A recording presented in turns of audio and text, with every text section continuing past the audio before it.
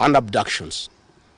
Yesterday, they were mobilized and cordoned off and blocked all exits from Gachaga constituency.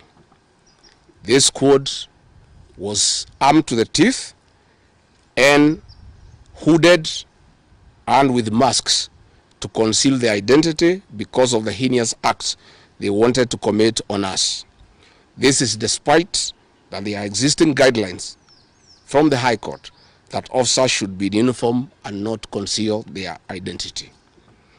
At about 2:30 p.m., we received further intelligence from the deployed patriotic officers who are not in agreement with the information that they had clear instructions to plant arms and weapons in our convoy to provide evidence to arrest us and get evidence that they could charge us with in court.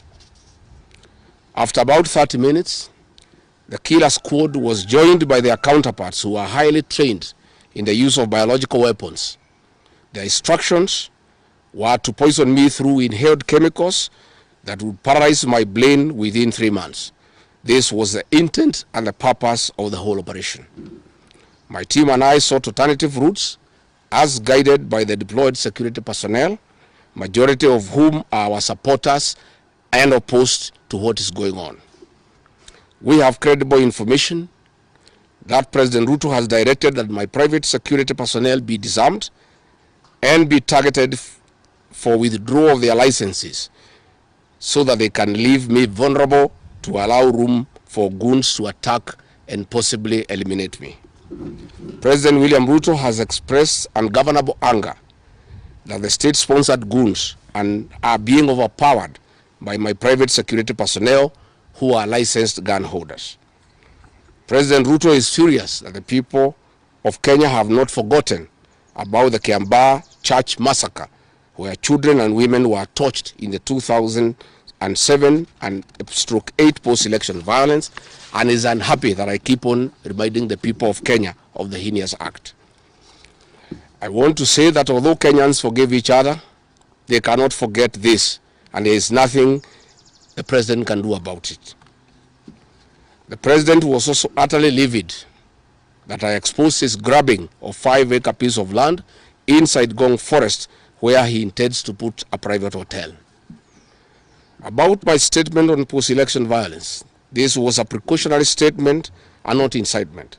It is based on historical facts and past electoral experiences of 1992, 1997 and 2007 controversial elections, that we must have a free and fair election in 2027.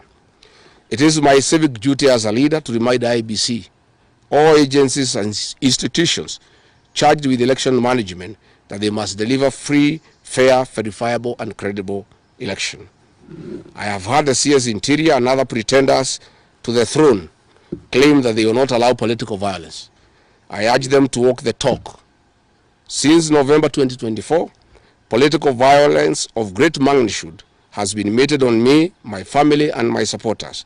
Not a single case has been prosecuted.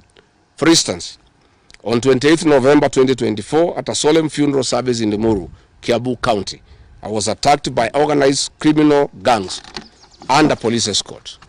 On 28th December 2024, in Shamata, Nyandarua, an inspector of police flanked by criminal gangs threw tear gas canisters at me. On 23rd March 2025, at ACK St. Peter's Cathedral in Nyeri, my convoy was attacked at a church compound by a known criminal gang and a police escort.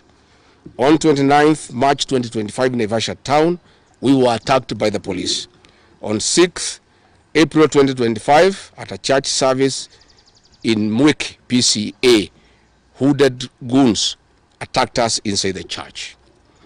We dismiss with contempt the loose talk by CS Interior that during the DCP party unveiling, where goons dared to cause chaos, were fighting for handouts from us.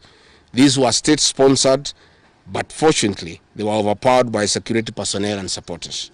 The CS has given instructions that instead of arresting the said goons, they disarm my security personnel to give goons free access to me and my supporters in future occasions.